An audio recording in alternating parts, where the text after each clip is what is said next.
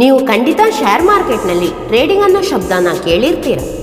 ಎಷ್ಟೊಂದು ಜನ ಟ್ರೇಡಿಂಗ್ ನಡೆಸಿ ಲಕ್ಷಗಟ್ಟಲೆ ಲಾಭ ಪಡಿತಾರೆ. ಹಾಗೆಯೇ ಅದೆಷ್ಟೋ ಜನರಿಗೆ ಸಾವಿರಾರು ರೂಪಾಯಿ ಲಾಸ್ ಕೂಡ ಆಗ್ತಾ ಇದೆ. ಹಾಗಾದರೆ ಈ ಟ್ರೇಡಿಂಗ್ ಅಂದರೆ ಏನು? ಟ್ರೇಡಿಂಗ್ ಮತ್ತು ಇನ್ವೆಸ್ಟ್ಮೆಂಟ್ಸ್ನ ಮಧ್ಯೆ ಇರೋ ಡಿಫರೆನ್ಸ್ ಏನು? ಟ್ರೇಡಿಂಗ್ನಲ್ಲಿ ಎಷ್ಟು ವಿಧಗಳಿವೆ? ಟ್ರೇಡಿಂಗ್ನಿಂದ ರೆಗ್ಯುಲರ್ ಇನ್ಕಮ್ ಪಡೆಯೋದಕ್ಕೆ ಸಾಧ್ಯನಾ? ನಿಮ್ಮ ಎಲ್ಲ ಪ್ರಶ್ನೆಗಳಿಗೆ ಈ ವಿಡಿಯೋದಲ್ಲಿ ಉತ್ತರ ಇದೆ. ಈ ವಿಡಿಯೋಗೆ ದಯವಿಟ್ಟು ಒಂದು ಲೈಕ್ ನೀಡಿ. ಹಾಗೆ ಹೊಸದಾಗಿ ಭೇಟಿಯಾಗಿದ್ದರೆ ಚಾನಲ್ನ ಸಬ್ಸ್ಕ್ರೈಬ್ ಮಾಡಿ.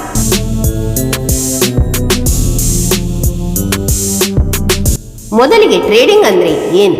ಟ್ರೇಡಿಂಗ್ನ ಕನ್ನಡದಲ್ಲಿ ವ್ಯಾಪಾರ ಅಂತಾರೆ. ಅಂದರೆ ಒಂದು ವಸ್ತುವನ್ನು ಖರೀದಿಸಿ ಹೆಚ್ಚಿನ ರೇಟ್ಗೆ ಆ ವಸ್ತುವನ್ನು ಮಾರಾಟ ಮಾಡೋದು. ಮಧ್ಯದಲ್ಲಿ ಏನು ಡಿಫರೆನ್ಸ್ ಇದೆಯೋ ಅದೇ ಲಾಭ. ಹೀಗೆ ಶೇರ್ ಮಾರ್ಕೆಟ್ನಲ್ಲಿ ಶೇರ್ಸನ್ನು ಪರ್ಚೇಸ್ ಮಾಡಿ ಹೆಚ್ಚಿನ ರೇಟಿಗೆ ಏರಿದಾಗ ಮಾರಾಟ ಮಾಡಿ ಪ್ರಾಫಿಟ್ ಗಳಿಸೋದನ್ನು ಟ್ರೇಡಿಂಗ್ ಅನ್ನುತ್ತೇವೆ. ಈಗ ನೀವು ಕೇಳಬಹುದು, ಇನ್ವೆಸ್ಟ್ಮೆಂಟ್ನಲ್ಲೂ ಇದೇ ನಡೆಯೋದು ಅಂತ. ಈಗ ನಿಮ್ಮ ಮನಸ್ಸಿಗೆ ಮೂಡೋ ಎರಡನೇ ಪ್ರಶ್ನೆ, ಟ್ರೇಡಿಂಗ್ ಮತ್ತು ಇನ್ವೆಸ್ಟ್ಮೆಂಟ್ಸ್ನ ಮಧ್ಯೆ ಏನು ಡಿಫರೆನ್ಸ್ ಇದೆ ಎಂದು. ಇನ್ವೆಸ್ಟ್ಮೆಂಟ್ಸ್ನಲ್ಲಿ ಶೇರ್ಸ್ನ ತುಂಬ ಸಮಯದವರೆಗೆ ಹೋಲ್ಡ್ ಮಾಡ್ತೇವೆ. ಅಂದರೆ 1 ವರ್ಷನೋ 5 ವರ್ಷನೋ ಅಥವಾ ಕೆಲವೊಮ್ಮೆ 10 ವರ್ಷ. ಆದರೆ ಟ್ರೇಡಿಂಗ್ನಲ್ಲಿ ನಾವು ಕಡಿಮೆ ಸಮಯಕ್ಕೆ ಅಂದರೆ 5 ನಿಮಿಷನೋ 1 ಗಂಟೆನೋ ಅಥವಾ ಹೆಚ್ಚೆಂದರೆ ಕೆಲವು ತಿಂಗಳುಗಳವರೆಗೆ ಮಾತ್ರ ಹೋಲ್ಡ್ ಮಾಡ್ತೇವೆ.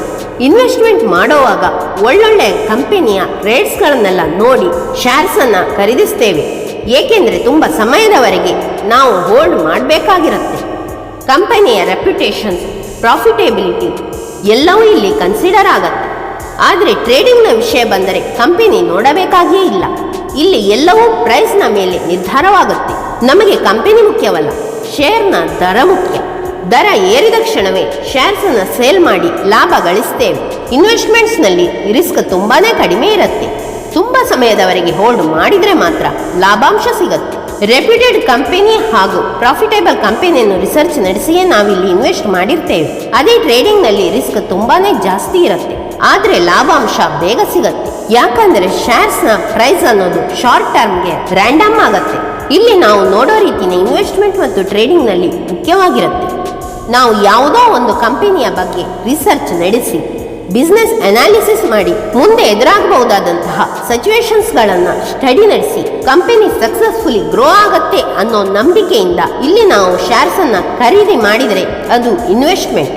ಹಾಗೆಯೇ ಯಾವುದೇ ರೀತಿಯಾದಂತಹ ರಿಸರ್ಚ್ ನಡೆಸದೆ ಬರೀ ದರ ನೋಡಿ ಖರೀದಿಸಿದರೆ ದರ ಹೆಚ್ಚಾದಾಗ ಸೇಲ್ ಮಾಡೋ ಪ್ಲ್ಯಾನಲ್ಲಿದ್ದರೆ ಅದುವೇ ಟ್ರೇಡಿಂಗ್.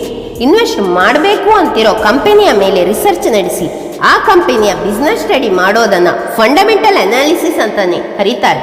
ಕೇವಲ ದರ ಮಾತ್ರ ನೋಡಿಕೊಂಡು ಕಂಪನಿಯ ಬಗ್ಗೆ ಹೆಚ್ಚು ಗಮನ ಕೊಡದೇ ಇದ್ದರೆ ಅದನ್ನು ಟೆಕ್ನಿಕಲ್ ಅನಾಲಿಸಿಸ್ ಅನ್ನುತ್ತಾರೆ. ಟ್ರೇಡಿಂಗ್ ಮಾಡೋ ಮೊದಲು ಶೇರ್ಸ್ನ ಟೆಕ್ನಿಕಲ್ ಅನಾಲಿಸಿಸ್ ನಡೆಸಲೇಬೇಕು. ಇನ್ವೆಸ್ಟ್ಮೆಂಟ್ ಮಾಡೋ ಮೊದಲು ಕಂಪನಿಯ ಫಂಡಮೆಂಟಲ್ ಅನಾಲಿಸಿಸ್ ನಡೆಸಲೇಬೇಕು. ನಂತರದಲ್ಲಿ ನೋಡೋದಾದರೆ ಈ ಟ್ರೇಡಿಂಗ್ನಲ್ಲಿ ಎಷ್ಟು ವಿಧಗಳಿವೆ.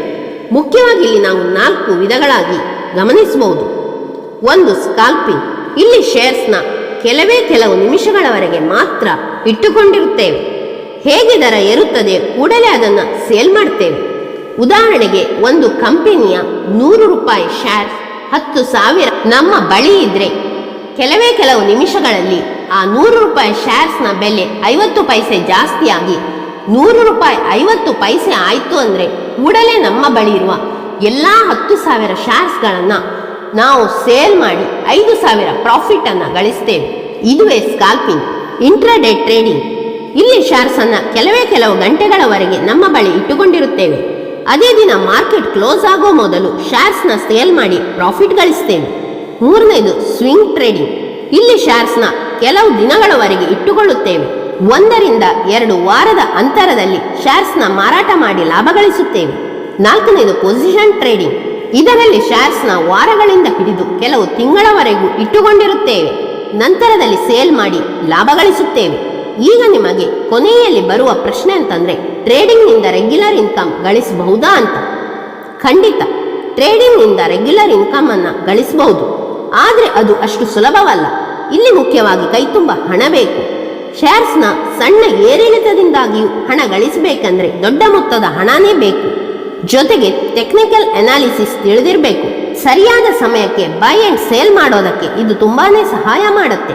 ಇಷ್ಟೇ ಅಲ್ಲದೆ ನಿಮಗೆ ಉಂಟಾಗಬಹುದಾದ ಲಾಸ್ನ ತೀರಾ ಕಡಿಮೆಗೊಳಿಸಲು ಸ್ಟಾಪ್ ಲಾಸ್ನ ಬಗ್ಗೆ ಚೆನ್ನಾಗಿ ತಿಳಿದಿರಬೇಕು. ಟ್ರೇಡಿಂಗ್ನ ಮುಖ್ಯವಾದ ಮಂತ್ರ ಅಂದ್ರೆ ಪ್ರತಿ ತಪ್ಪುಗಳನ್ನು ಪಾಸಿಟಿವ್ ಆಗಿ ತಗೊಳ್ಳೋದು, ಅದರಿಂದ ಕಲಿಯೋದು, ಸೋಲೊಪ್ಪಿಕೊಳ್ಳಬಾರದು.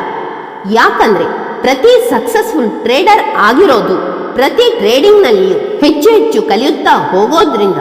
ಹಾಗೆ ನೀವು ಸಕ್ಸಸ್ಫುಲ್ ಟ್ರೇಡರ್ ಆಗಬೇಕಾದ್ರೆ ಈ ನಿಯಮಗಳನ್ನು ಖಂಡಿತ ಪಾಲಿಸಲೇಬೇಕು. ಹಾಗೆ ಫ್ರೆಂಡ್ಸ್, ಟ್ರೇಡಿಂಗ್ ನಡೆಸಿ ನೀವು ಕೂಡ ಸಕ್ಸಸ್ಫುಲ್ ಆಗಿ ಅಂತ ಆಶಯಿಸ್ತಾ ನಿಮ್ಮಿಂದ ಅನುಮತಿ ಪಡೆದು ಮುಂದಿನ ವಿಡಿಯೋದಲ್ಲಿ ಸಿಗೋಣ. ಅಲ್ಲಿಯವರೆಗೆ ಟೇಕ್ ಕೇರ್ ಆ್ಯಂಡ್